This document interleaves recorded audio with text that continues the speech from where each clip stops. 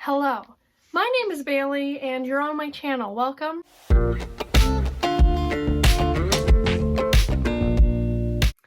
Today we are going to be discussing my spring break TBR. So my spring break just began like yesterday and I'm ready to party, but actually JK, cause coronavirus. As you're probably aware, there's a global pandemic going around called COVID-19, meaning that we're all social distancing, self-isolating, and having a good ass contained time. And that's all fine and dandy, but that should mean that me and all of our fellow book people should be getting a lot of reading done. But I know myself, and I know that when I'm given the opportunity to read, I sometimes don't do that. But we're going to try. I'm going to make a conscious effort to try and read. And we're here to discuss the books that I plan to finish, fully read, and at least attempt. So yeah, this is an ambitious TBR, and I can confirm, like, 99% positive I won't get through all of these, but these are what I would like to get through. So we're gonna chat about them. Yeah. And my dog doesn't want to. You know what? Let's get right into it. I'm gonna go from like my most priority. I could word that so much better. We're gonna go from my highest priority to my least priority read. So the book that I want to read the most, need to read the most, is Crescent City by Sarah J. Maas, or I still am confused about the title of this book. Is it House of Earth and Blood in the Crescent City series? I think it's that, but I really don't know. So I'm just gonna keep calling it Crescent City because that's what I've been calling it. This is Sarah J. Maas's newest adult or new adult fantasy novel. I've heard a lot of things about it, and obviously I picked it up because I'm not a stan per se, but I was at one point, and I do fancy a few of her books. The ACOTAR series in particular is one of my faves, even though I know all of the fucked up shit and like problematic stuff about it. It will always have a place in my heart, can't change it. And this, to my knowledge, it gives me ACOTAR vibes from the description. So this is an adult urban fantasy. I've just remembered someone saying this. Urban fantasy, not like full fantasy. This is like Shadowhunter level fantasy or something like that. Along those lines, where it's like existing in more of a modern world, which is something kind of new for Sarah J. Maas, so I'm excited to kind of see how she does that. So basically, in this world, there's like all sorts of magical creatures like fae, of course. You know Sarah J. Maas loves her fae, vampires, all those kind of mystical things, and like angels and such. Basically, our main character, Bryce, is going like partying every night, having a fucking great time, until one day a demon kills all of her close friends, and she's obviously a little bit sad about it. This person who gets accused, or something that it gets accused, whoever gets accused for the murders goes to jail, but then all the murders start up again, so she's like, I'm on the case. And then our other main character, Hunt, is a fallen angel. Again, all those fantasy things. I think Bryce is also half fae to my knowledge. I think I heard that somewhere. But Hunt is a fallen angel, and he's like basically a hitman, or like an assassin or of some sort. He has a boss, and whoever his boss says to kill, Hunt's like, got it. And he kills people for his boss. And then he's offered a deal to help Bryce figure out who's killing people again, why the murders are starting up again, and they like discover things and fall in love, and it's supposed to be steamy and action-packed and good. So I'm really excited, because as much as Sarah J. Maas is criticized, and I even criticize her for her other books, I can't lie and say that I am not a sucker for Sarah J. Maas's writing. And now she has full free reign. You know how, like, she was writing her steamy-ass sex scenes and stuff in, like, YA and new adult? She's free to do whatever the fuck she wants. And I am excited to see what she came up with. I'm actually buddy reading this with an internet friend of mine. Her name is Naya, and she is a friend I made on Instagram back in my Sarah J. Maas fan account days, so it's just perfect that we're buddy reading this book. Because if you didn't know, I used to have a Sarah J. Maas fan account, and it's long since died. But that's where I met this friend, and I can't wait to buddy read it with her, and I've already marked out the pages, and I'm probably gonna do a vlog, or have a few vlogs where I'm reading this, so stay tuned for that. Although it is really large, but I think divvying it up like this should make me be able to like stay motivated reading it. But this is a big book, and I have not much patience. And I have a short attention span at times. So, we'll see. Next on the priority list, we have All the Stars and Teeth. Should have read the title before I started saying it.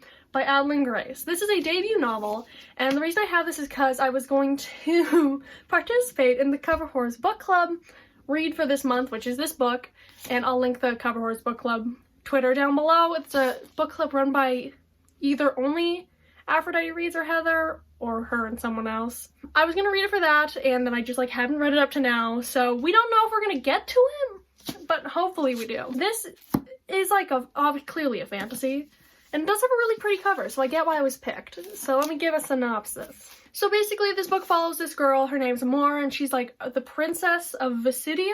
Yeah, Island Kingdom of Visidia.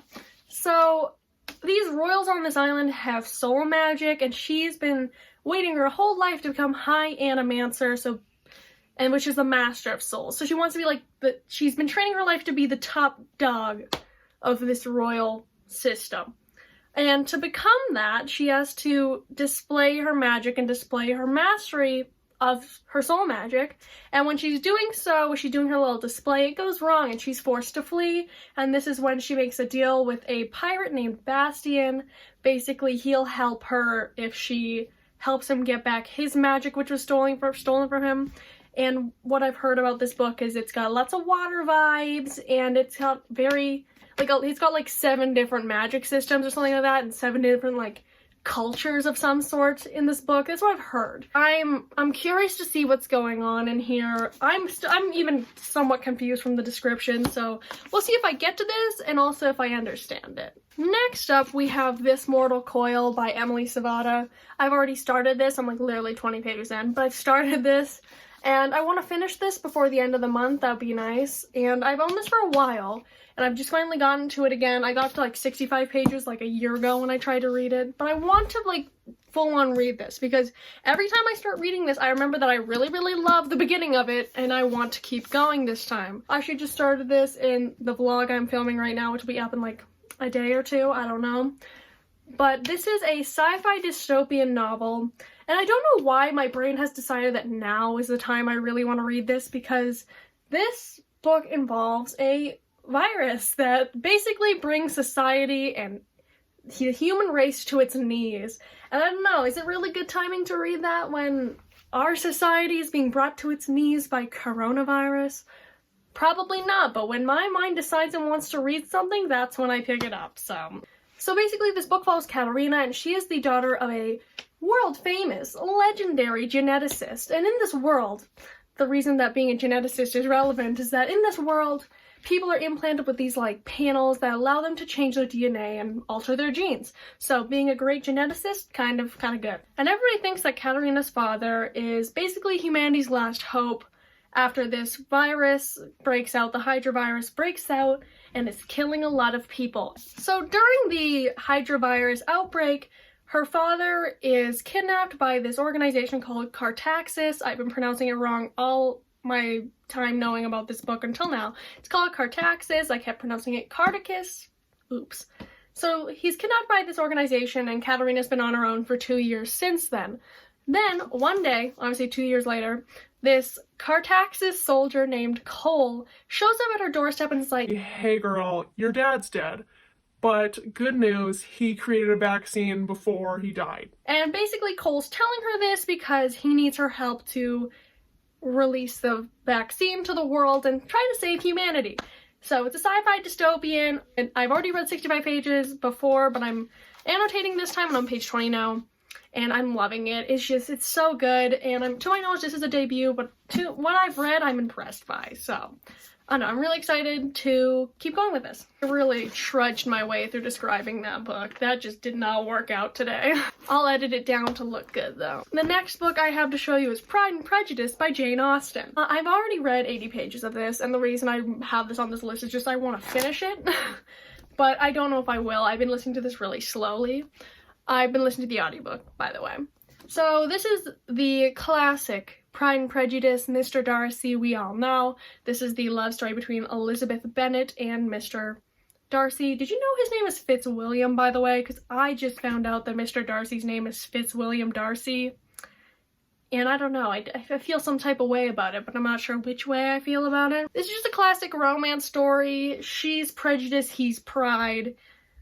I don't have much to say on this, except for I'm just listening to it every once in a while, usually when I'm driving, and I'm not reading this that, like, rigorously. Don't have much to say on it. I've never read this book before, and I'm actually really enjoying it, but I'm not that, like, vigorously excited about it. The last book I have to talk about is one that, like, I'd like to get to, but if I'm going in order of these, I don't know if I would. It's, like, my least priority, but I really want to read it, and that is Cracked Up to Be by Courtney Summers. This is Courtney Summers' newest book, and I love Sadie so much, and I love that the books match, but Sadie is such, it has a place in my heart. I love it so much.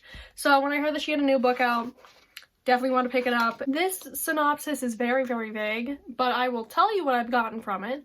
Basically, the main character's name is Parker, and she's working to make sure her outer appearance to people is that she's the perfect student, daughter, generally just the perfect person in general. Some devastating events happen at a party in junior year, and she knows it's her fault, but nobody else does, and she's just living her life without telling people that she caused some event, some bad thing to happen. She's going along like perfect Parker doing her thing until a new student shows up and her old enemy shows up at school, and she is trying to piece together her life and make sure nobody finds out about what happened or why it's her fault, something along those lines. I really don't know. It's very, very vague.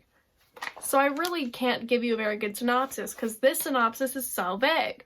But either way, whatever it's about, it's Courtney Summers.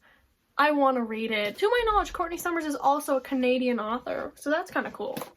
Little fun Canadian facts. So those are the 5 books that, like, if we lived in a perfect world that wasn't burning as we speak, I would read. These are very, very, like, open goals. They're like, maybe this is the mark we want to hit, but, like, if we hit anywhere around it, I will be satisfied. What are y'all doing over spring break? That's a trick question, because I know what you should be doing. Self-distancing, self-isolating, and flattening the curve, and washing those hands, bucko. Well, that's all I've got to say, so I'm not going to keep you here any longer than necessary. I've been Bailey. Thank you for watching.